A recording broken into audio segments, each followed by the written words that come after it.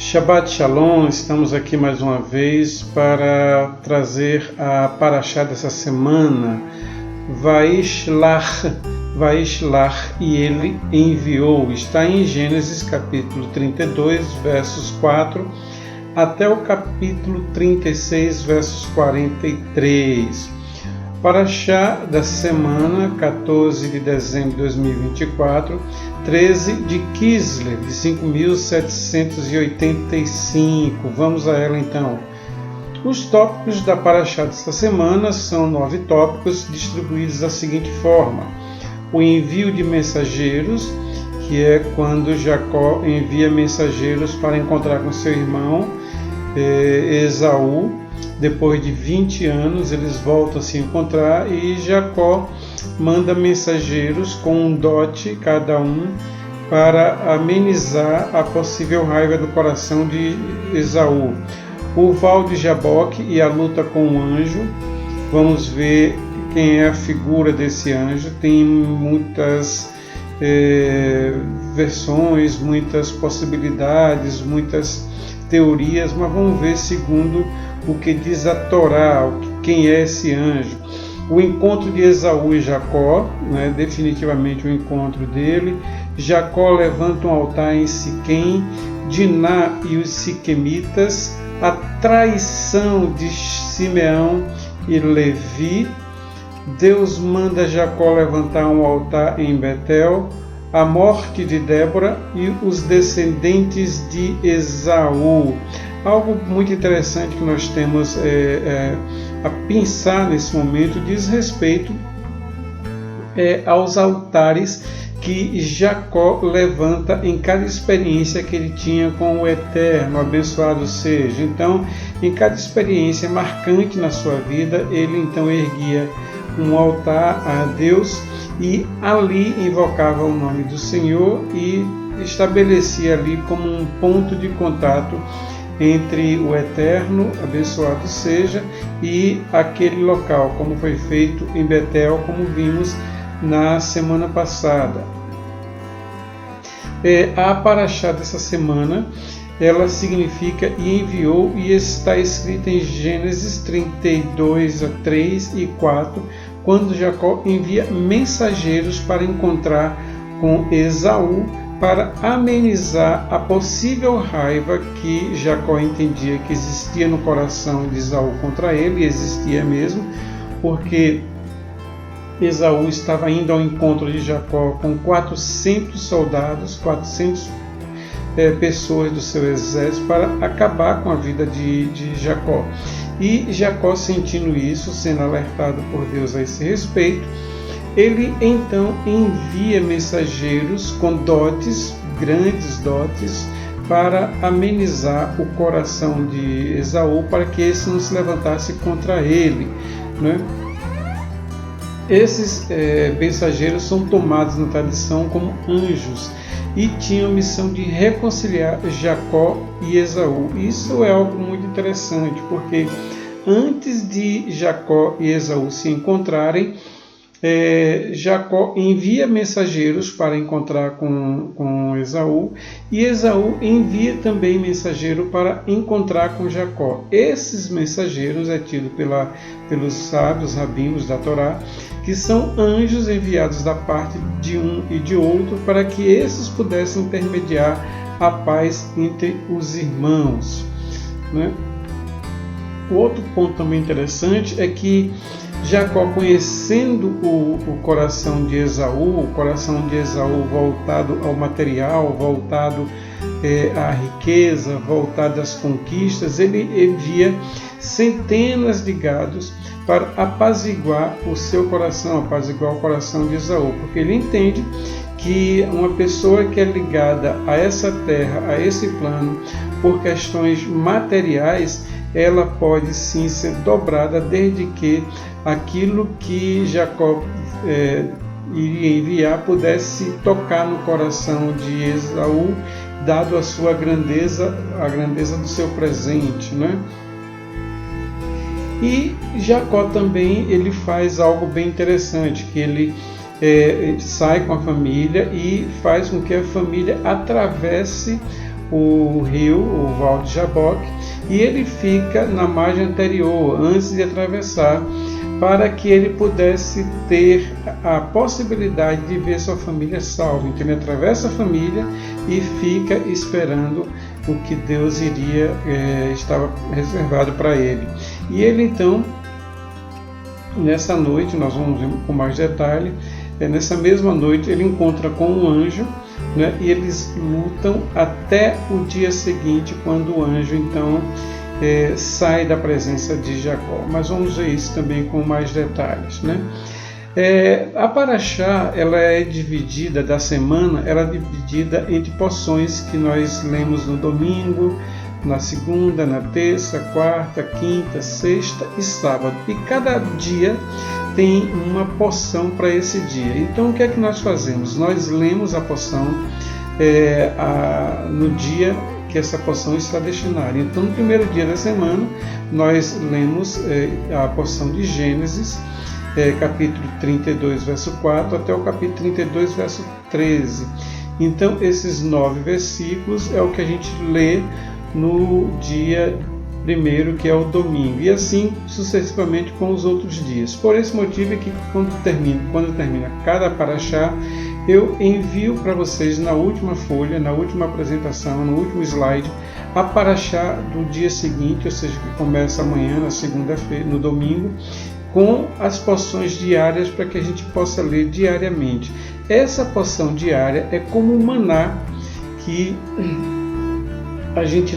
que o povo de Israel, os hebreus, comeram no deserto, uma porção a cada dia para se alimentar naquele dia. Então essa porção da Paraxá tem essa mesma figura da porção diária do maná que descia sobre a terra. E no primeiro dia, de Gênesis 32, verso 4 a Gênesis 32 a 13, diz o seguinte: e os mensageiros voltaram a Jacó, dizendo: fomos a teu irmão Esaú, e também ele veio para encontrar-te, e 400 homens com ele. Então, os dois mensageiros se encontraram no meio do caminho, os que vinham da parte de Esaú com 400 homens, e os que iam da parte de Jacó se encontraram no caminho para tentar apaziguar. É como se fosse o embaixador que encontra com o embaixador de um outro país para tentar amenizar a discordância. Então esses dois grupos tiveram como embaixadores de ambos os lados. E isso se deu em função de, passado 20 anos, Deus mostrou a Jacó que o coração de Saul ainda estava amargurado e estava rancoroso em função daquilo que Jacó tinha feito 20 anos atrás, antes de se separar, os dois irmãos. Mas Esaú não sabia do que Jacó tinha passado, de todo o processo nesses 20 anos, que ele se elevou a partir de Betel, quando ele ali tem um sonho de uma escada, onde os anjos sobem e descem, Deus está na ponta dessa escada, no topo dessa escada, e a partir dali, Jacó então começou a ter uma mudança no seu comportamento, uma mudança no seu caráter. Ele teve um caráter renovado e refeito. Só que Jacó sabia disso, mas Esaú não sabia. O que Jacó entendia é que, se porventura Esaú tivesse algum rancor, esses mensageiros poderiam apaziguar, até porque os mensageiros da parte de Jacó foram com centenas de gados, novilhos, cabras, carneiros, ovelhas, enfim, para tentar com esse presente acalmar o irmão. No primeiro dia ainda, nós sabemos, entendemos que Jacó fez dessa forma, ou seja, mandou os mensageiros primeiro, e depois então atravessou as mulheres, os filhos e a sua herdade, as suas posses, porque ele teve medo, e um medo que gerou uma angústia tal que, ao reencontrar o irmão poderia fazer alguma coisa contra a vida dele, né? E essa angústia, esse medo, você pode ver lá em Gênesis capítulo 32, verso 8. No verso 9, Jacó lembra a Deus sobre a promessa No verso 10, lembra da insignificância dele. No verso 11 e 12, Jacó pede livramento. Então, ele lembra a Deus que Deus prometeu ao seu pai Abraão, ao seu pai Isaac, que faria dessa linhagem, dessa descendência, uma grande nação. Lembre-se que o Senhor prometeu que nós seríamos uma grande nação, e essa grande nação é através de mim, da minha linhagem. A segunda coisa é que ele lembrou a Deus da insignificância dele, ou seja, eu não sou ninguém, eu não tenho nada, a única coisa que eu tenho é minha família, aquilo que eu conquistei com o meu trabalho. Fora isso, eu não sou conhecido em lugar nenhum como era meu pai e nem conhecido como era meu avô Abraão. Ele mostra a Deus a sua insignificância. E depois que ele lembrou a Deus essa promessa, mostrou que era insignificante, ele pede a Deus livramento daquilo que poderia vir a acontecer com ele. No segundo dia, está lá em Gênesis, capítulo 32, 24, que vai do 32, 14 até o 32, 30, tem o seguinte versículo: Jacó, porém, ficou só, e lutou com ele um homem, até que a alva subiu.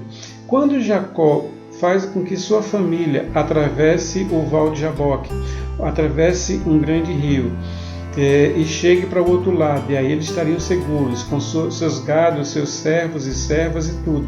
Jacó fica do lado anterior ao rio, e nessa mesma noite apresenta-se a Jacó um homem, né, e esse homem apresenta-se de carne e osso, por isso que eles lutaram entre si, e é algo que na teoria, na teologia, nós chamamos de teofania, que é a manifestação física, corpórea, de algum ser espiritual, como anjos, enfim.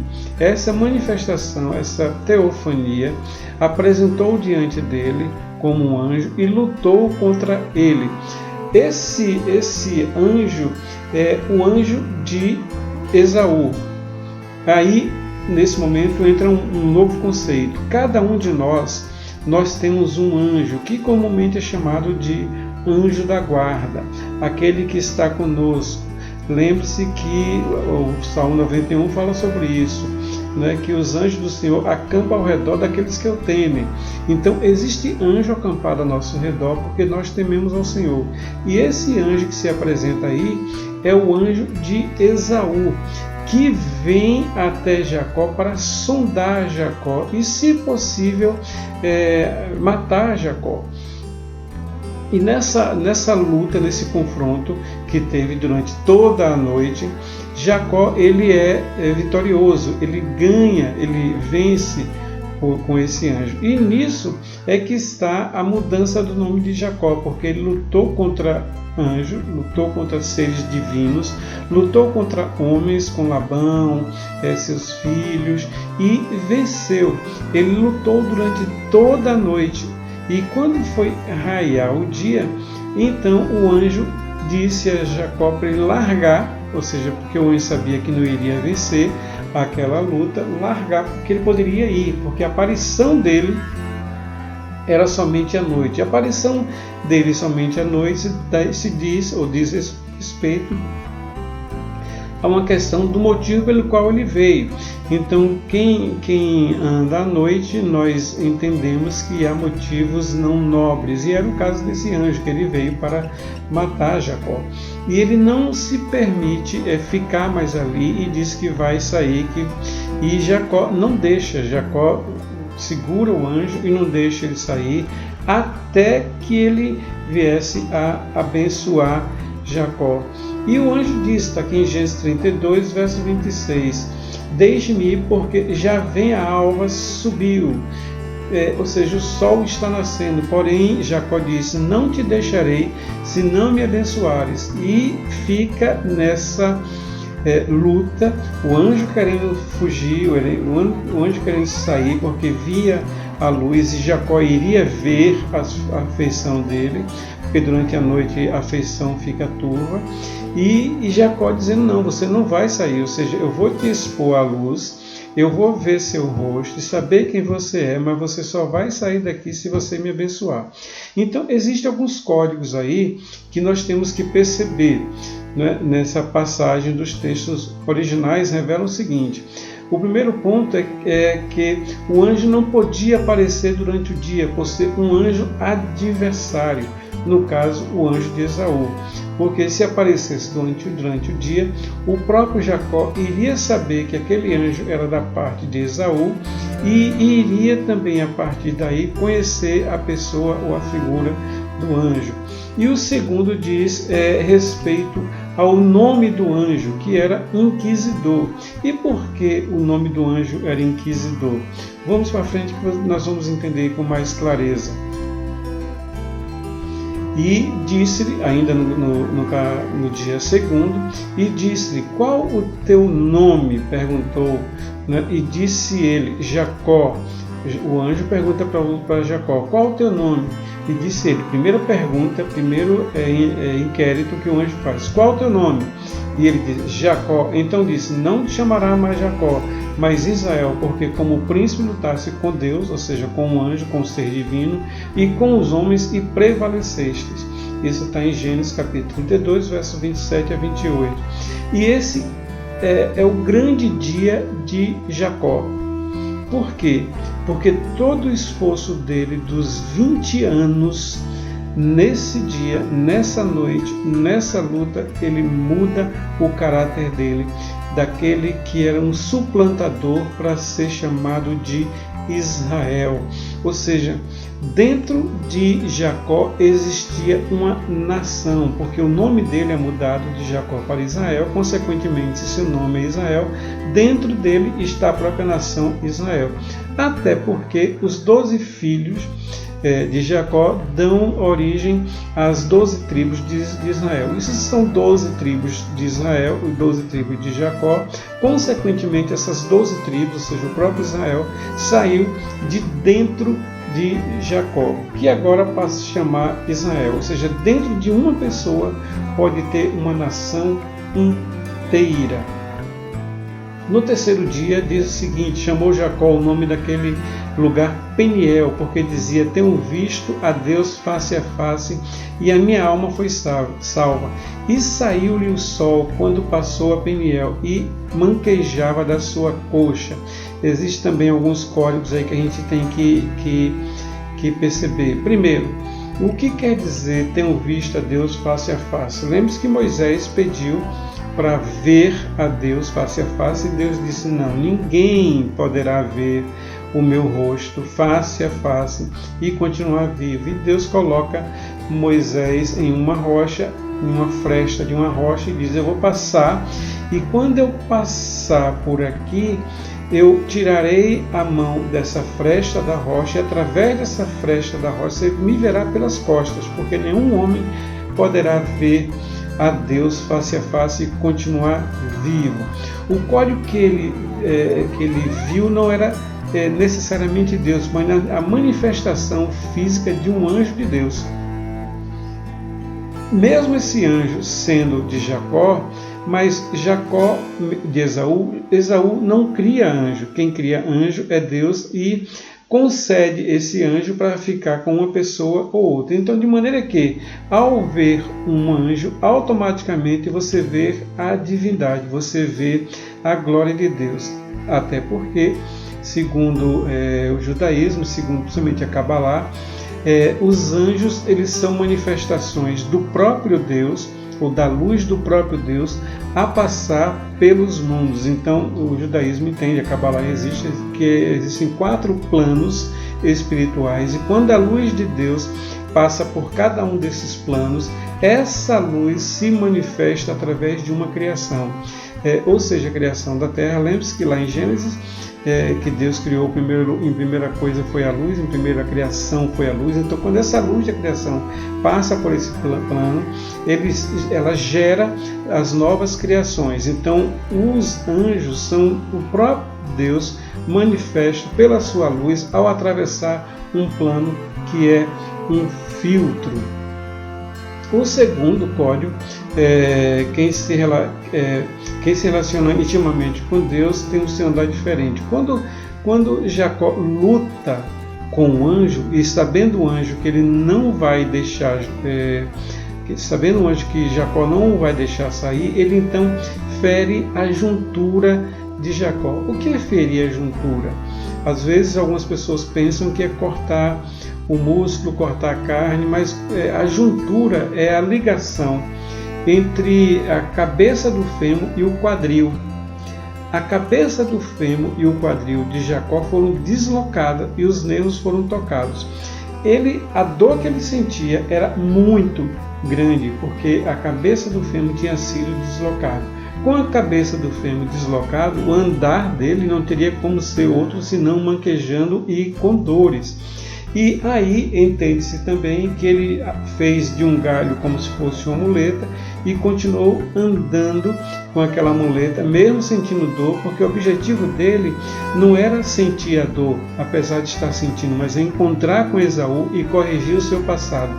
Porque, ele já tinha encontrado com Deus em Betel, onde ele viu a escada e o anjo subindo e descendo. 2. Em todos os testes com Labão, e Labão que tem o nome branco, a missão de Labão foi tornar Jacó branco, porque Labão era mais enganador, mais complicado nos seus negócios do que Jacó. Então, como é que uma pessoa mais complicada do que o próprio Jacó tem o nome de Labão, tem o nome de branco?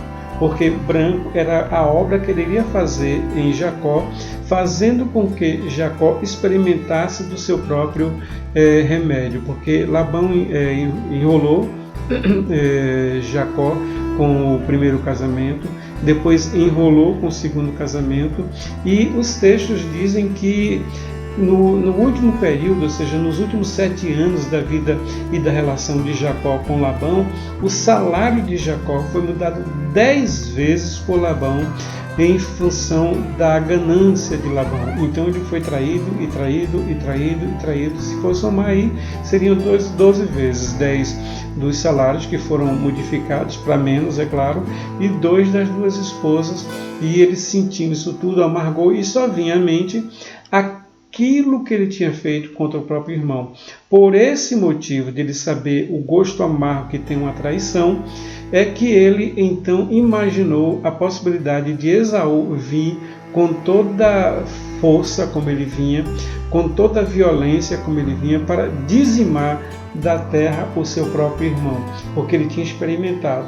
Então, como Jacó experimentou essa luta e o anjo tocando deslocou o fêmur do quadril e rompeu inclusive o músculo, e é por isso que os judeus não comem o músculo da juntura até o dia de hoje, ele começa a andar diferente. O que traz para a gente de informação é que aquele que encontra com Deus e é marcado pelo andar com Deus, ele tem um andar diferente em meio à sociedade, em meio ao seu passado, em meio a todos que porventura ele esteja ao seu redor. No terceiro dia, diz o seguinte, Gênesis capítulo 33, versos 1 e 2. E levantou Jacó os seus olhos e olhou, e eis que vinha Esaú e 400 homens com ele. Então repartiu os filhos entre Lia e Raquel. Os filhos de Jacó com Lia ficaram com Lia. Os filhos de Raquel com Jacó ficaram com Léa. Repartiu os filhos, porque ele entendeu o seguinte: vai que ele tente destruir a minha família. Se ele destruir uma e a outra se salvar, o plano de Deus, olha o que ele tinha na cabeça, o plano de Deus poderá dar continuidade através desses filhos que restaram. E diz o seguinte: então repartiu os filhos entre Lia e Raquel e as 2 servas, ou seja, as 2 servas também tinham filho de Jacó. E pôs as servas e seus filhos na frente, e a Lia e seus filhos atrás. Porém Raquel e José os derradeiros, porque ele colocou Raquel e José como os últimos do grupo. Ele colocou Raquel e José como o último do grupo porque ele já tinha tido a revelação de Deus que era José que iria mudar a sorte de todo Israel, de todo o povo dos filhos de Isaac, inclusive a sorte do próprio Isaac, quando José é traído pelos irmãos, e aí vamos ver mais na frente que ele é vendido como escravo, e lá ele chega a governador de todo o Egito e muda não somente a sorte do Egito, onde iria ter uma grande fome que teve, mas também a sorte de sua própria família. Jacó, sabendo que José seria essa pessoa, porque ele teve essa revelação, Jacó viu uma escada e anjos subindo e descendo. Jacó, a partir de Betel, ele viveu o sobrenatural. Eu já tive lá em Betel e você olha e vê um local normal. É normal até que algo sobrenatural aconteça, como foi o caso de Jacó lá em Betel. O sobrenatural aconteceu na vida dele e a partir dali, sim, ele começou a ter revelação e entendimento de todas as coisas, inclusive de saber que José era o que daria prosseguimento à linhagem e à guarda do povo de Israel. No dia 4, nós temos o seguinte, ou seja, no quarto dia, que seria a quarta-feira, né? Gênesis 33, do verso 3 e o verso 4. E ele mesmo passou adiante deles e inclinou-se à terra 7 vezes, até que chegou a seu irmão. Então Esaú correu ao encontro e abraçou e lançou sobre o seu pescoço e o beijou e choraram. Olha a expectativa e olha a realidade.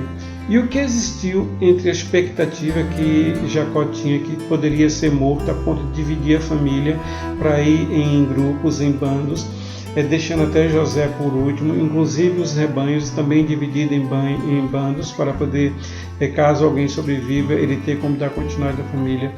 Ele tinha essa possibilidade de que Jacó poderia destruir, mas o anjo de Esaú veio até Jacó, lutou com ele e viu que Jacó era diferente, a ponto do próprio anjo de Esaú, que é um ser divino e consequentemente é um anjo enviado por Deus, falou e mudou o nome dele de Jacó para Esaú, de Jacó para Israel. E quando ele retorna, ele fala para Jacó. Isso é o que os rabinos contam, isso é o que a gente tem um entendimento através da Torá. Ele volta e fala para Jacó para não tocar em Jacó, fala para Esaú não tocar em Jacó, porque ele tinha sido um homem renovado e era um homem que Deus estava com ele. Então, o anjo de Esaú convenceu Esaú do perdão, primeiro. 2, os presentes amaciaram o coração de Esaú. Por que os presentes amaciaram o coração de Esaú? Porque Esaú ainda estava ligado com a terra. Por isso ele era vermelho como a terra, porque ele tinha ainda sua natureza animalesca e conectada à posse. E o terceiro, inclinar-se 7 vezes, fecha o ciclo. 7 como dia da semana, 7 também é o número da perfeição, mas 7 como dia da semana, ele fecha um ciclo, de domingo até sábado, então inicia-se outro ciclo. Essa 7 imersão de Jacó, essas 7 vezes que Jacó se inclina diante de Esaú, que era o primogênito dele, faz com que Esaú entenda e reconheça que Jacó estava realmente mudado e que ali iria começar uma nova fase na sua vida. Ou seja, os 7 ciclos, os 7 abaixar, como se curvasse a ele, entendendo que Esaú era acima dele, sobre ele, fez com que Esaú entendesse que o ciclo do passado já estava fechado, reconhecendo como, e Jacó estava ali reconhecendo Esaú como primogênito. No 5º dia, na quinta-feira, temos o seguinte: então responderam os filhos de Jacó a Siquém e a Amor, seu pai, enganosamente, e falaram porquanto havia violado a Diná, sua irmã, e disseram-lhe: não podemos fazer isso, ou seja, que os dois ficassem juntos. Dá a nossa irmã a um homem não circuncidado, porque isso seria uma vergonha para nós. Nisso, porém, consentiremos a vós, ou seja, se casar com Diná, e que as duas famílias, duas tribos, né, pudessem então se casar entre si, que os filhos de uma tribo se casassem com as filhas e com os filhos da tribo de Isaac, da tribo de Jacó, contanto que vocês venham a se circuncidar-se. Agora, isso não era verdade. O que eles dois queriam é fazer com que todos os homens de Siquém viessem a circuncidar, porque eles já tinham sido circuncidados e eles sabiam que a circuncisão poderia causar dores, inflamação e debilidades, de não poder reagir a um ataque, que foi o que esses dois filhos fizeram. Depois que Siquém e Amor aceitaram fazer isso e decretaram que todos os homens de Siquém viessem a circuncidar-se, então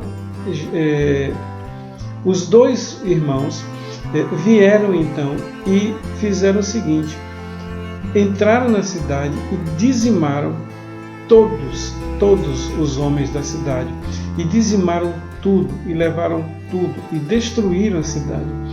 Ao saber disso, Jacó viu os seus filhos com o mesmo caráter dele, de enganador.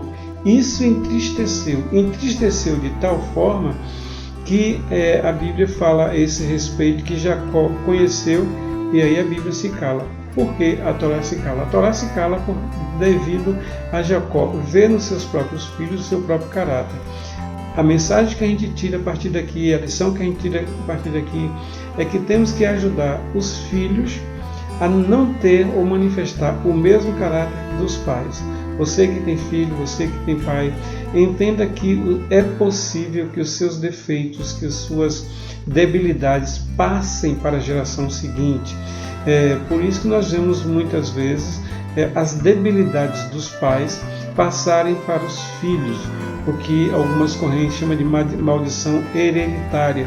E em todas as gerações, Deus visita, porque é o que está escrito: Deus visitará a maldade dos pais para ver se estão nos filhos até a terceira ou quarta geração. Por que terceira ou quarta geração?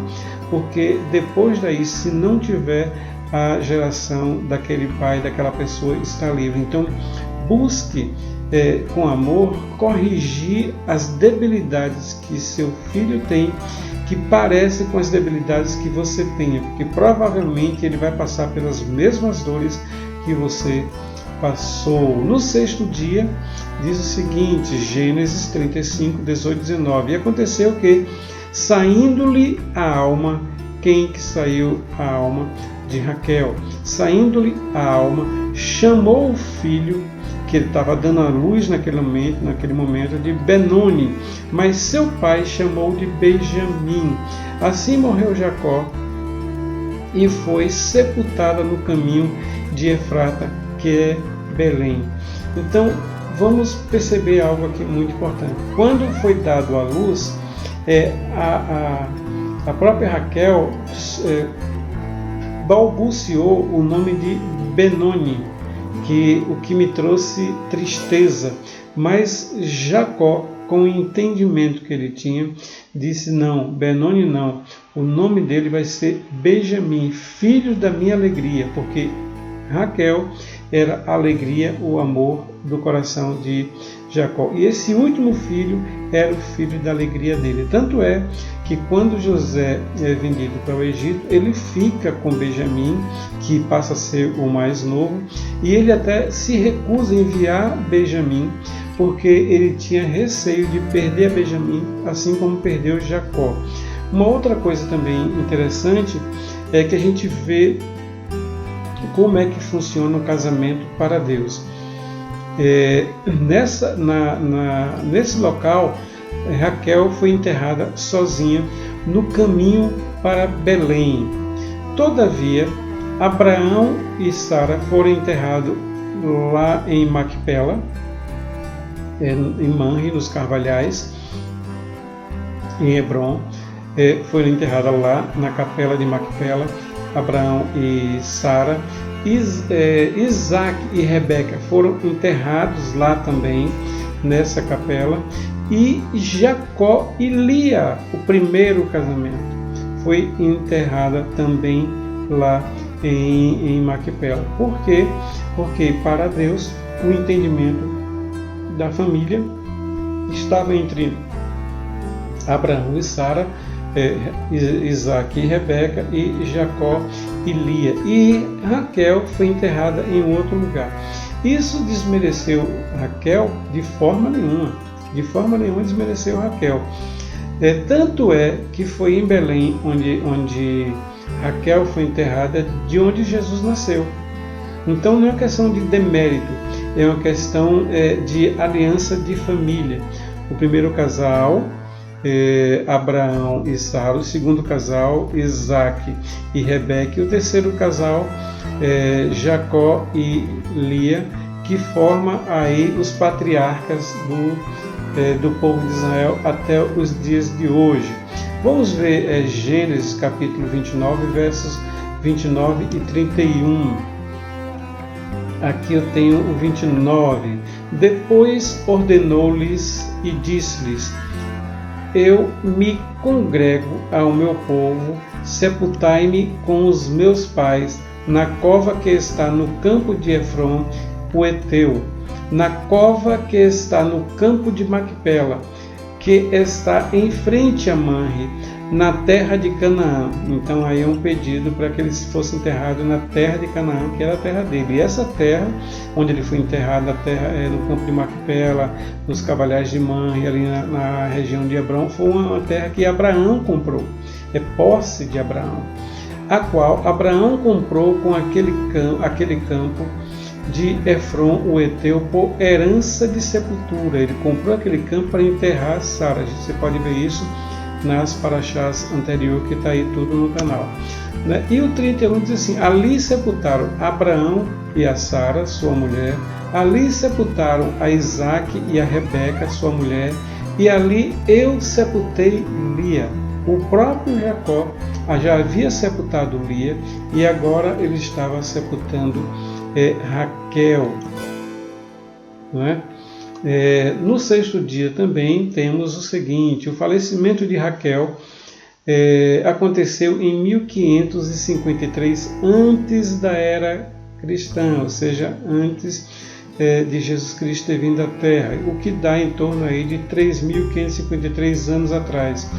O túmulo da matriarca Raquel, que também é tido como a matriarca, está localizado na cidade de Belém, de onde nasceu Jesus, ao sul de Jerusalém. Durante séculos esteve numa estrada deserta, e os descendentes de Raquel, porque Raquel teve filhos com Jacó, esses descendentes visitaram ali para clamar diante dos restos mortais do corpo sepultado de Raquel, para que houvesse o cumprimento divino, a promessa de seus filhos voltarem para a Terra Santa. E isso acontece até o dia de hoje. Isso aí é uma foto tirada lá onde Raquel tem o seu corpo sepultado.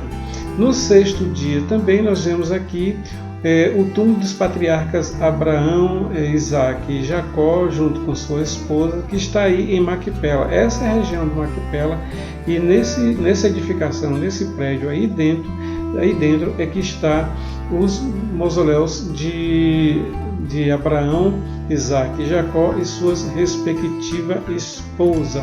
A restauração das vidas de Jacó e Esaú propiciaram que os dois estivessem juntos para sepultar o seu pai, o patriarca Isaac. Está aqui em Gênesis capítulo 35, diz o seguinte: Jacó veio a seu pai Isaac, que estava lá em Manre. Se lembra que Jacó tinha saído de Manre para ir ficar lá em Padã Arã, escondido do seu irmão.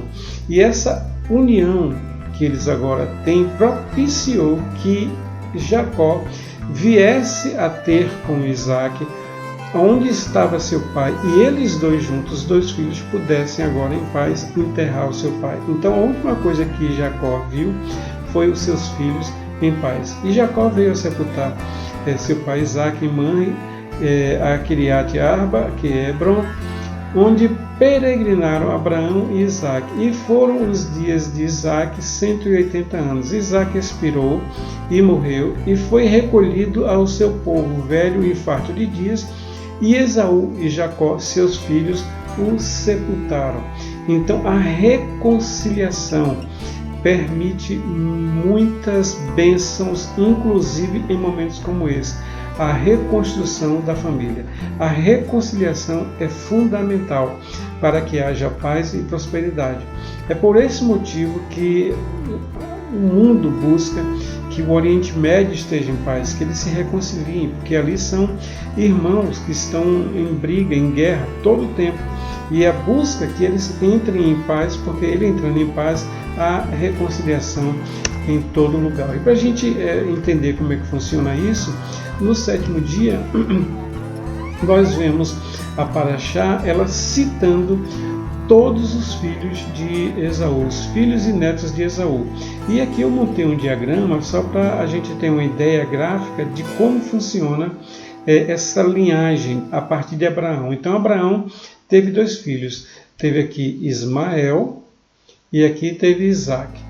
De Isaque veio Jacó, que Jacó é Israel. Então de Isaque veio a nação de Israel. De Ismael veio as nações árabes.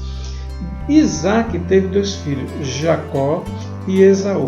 De Jacó, o nome mudado, com os 12 filhos, veio Israel. Porque a própria nação, os 12 filhos, era o próprio Jacó, porque a nação de Israel estava dentro do próprio Jacó, como a gente falou e explicou isso há pouco tempo atrás. De Esaú vieram os palestinos. Então, quando você vê árabes, palestinos e Israel em guerra, são irmãos que estão brigando, que precisa, assim como Jacó e Esaú, fazerem a paz.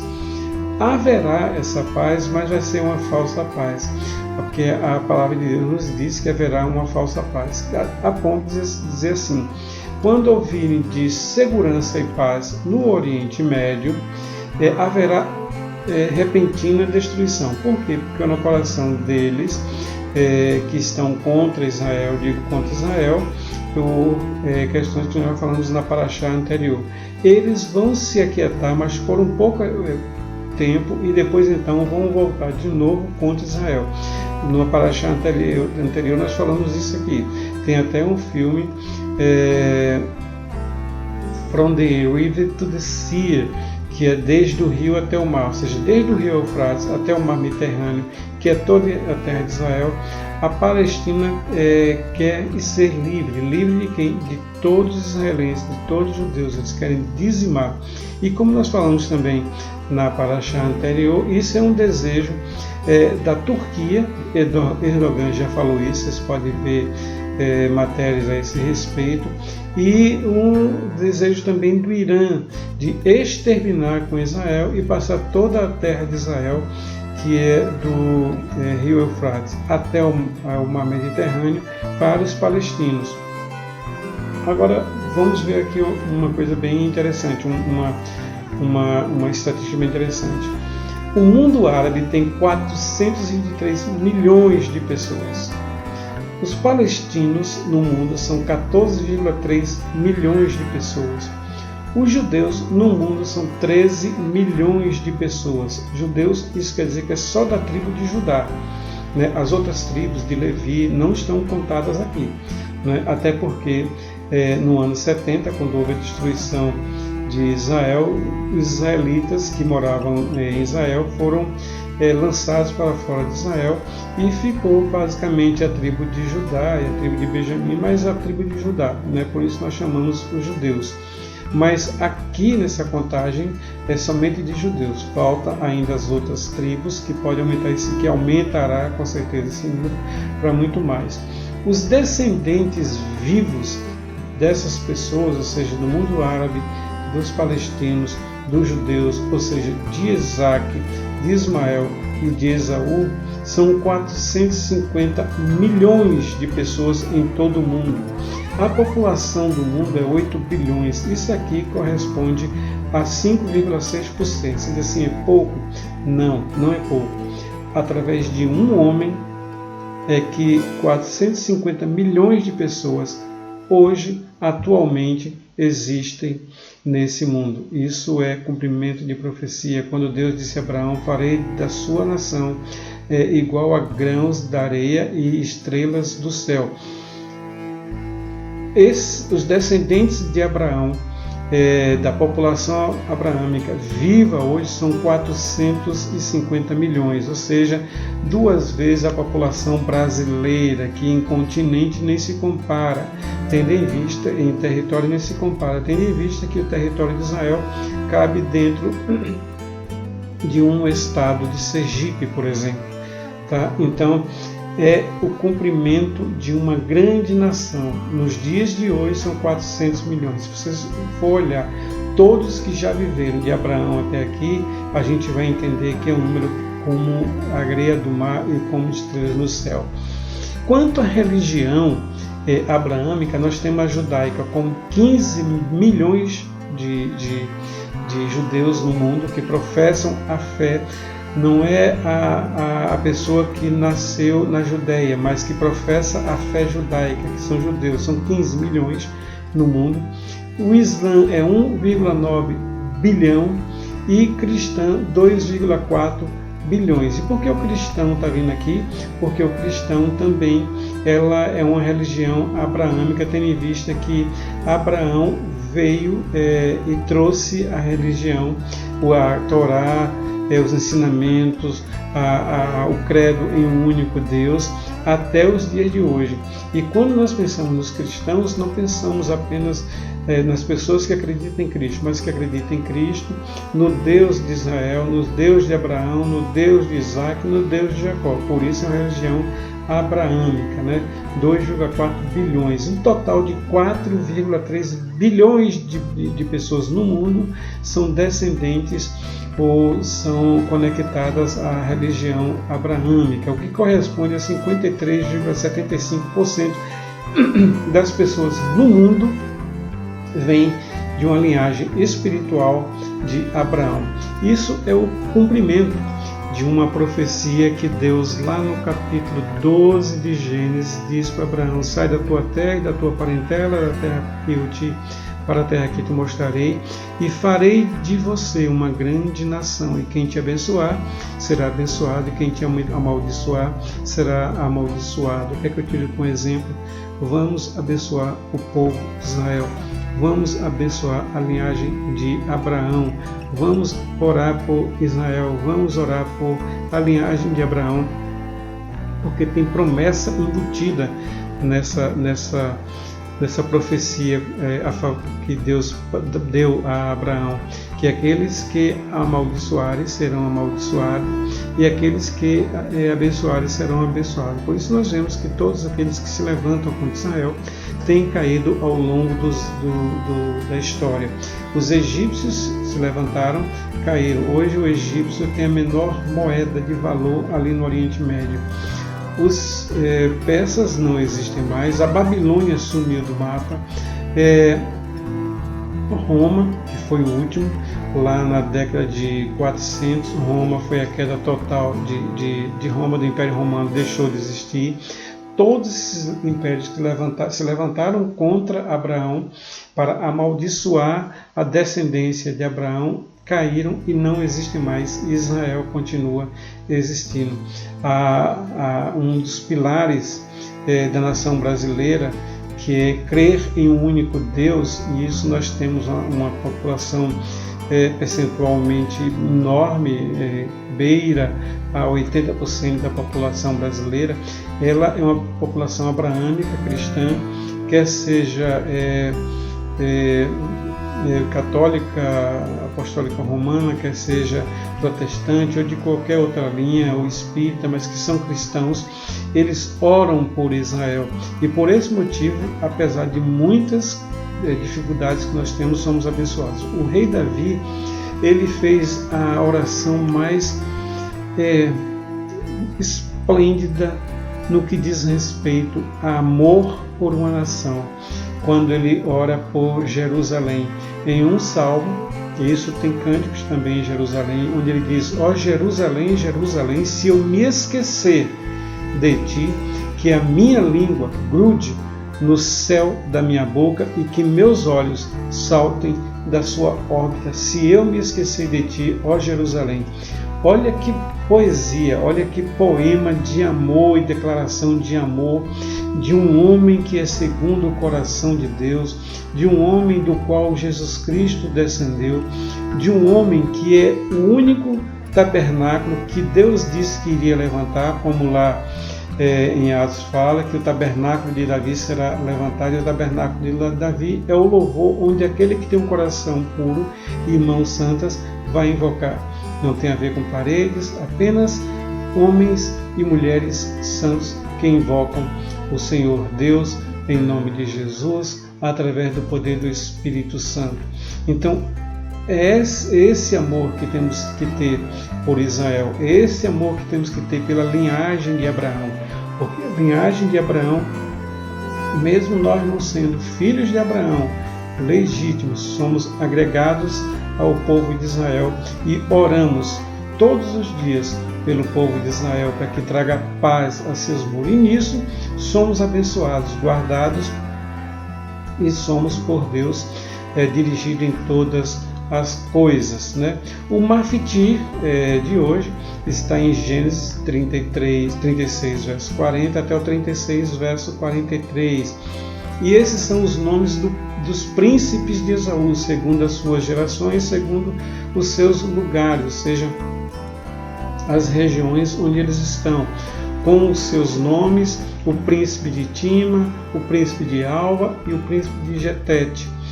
Isso nos dá com precisão histórica onde todos os príncipes, ou todas as tribos, ou todas as descendências de Esaú estão até os dias de hoje instaladas no mundo, no Oriente Médio. Isso nos diz com certeza que a Bíblia ou a Torá é mais do que um livro que fale de uma cultura, mais do que um livro que fale de uma religião, mas é o livro de um Deus que manifesta o seu poder e criação, inclusive identificando quem são, aonde estão até os dias de hoje. E a Haftará de hoje, né, que vocês vão ler no sábado, está em Obadias, capítulo 1, verso 1 até 1, 21. Apenas 21 versículos para vocês lerem, que é a Haftará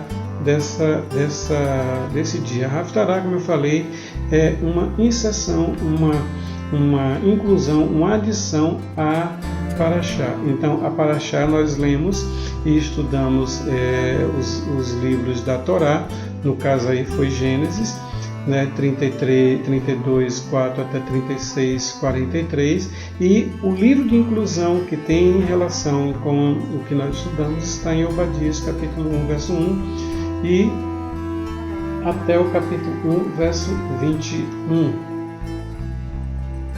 E para a próxima semana, nós vamos ter a Parashá Vayeshev, e Jacó se sentou, ou e Jacó estabeleceu.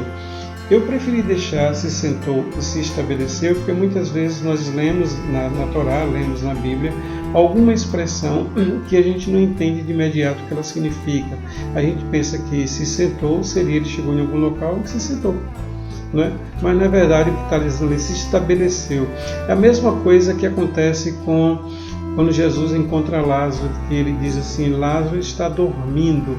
E os discípulos dizem: se ele está dormindo, não temos por que nós voltarmos. Jesus volta a dizer: eu disse dormindo, mas ele está morto. Então, tem palavras que é importante que a gente tenha alguns sentidos, alguns exemplos para entendermos a colocação dessa palavra. E na Parashá que vem, vamos ver onde é que Jacó se estabeleceu.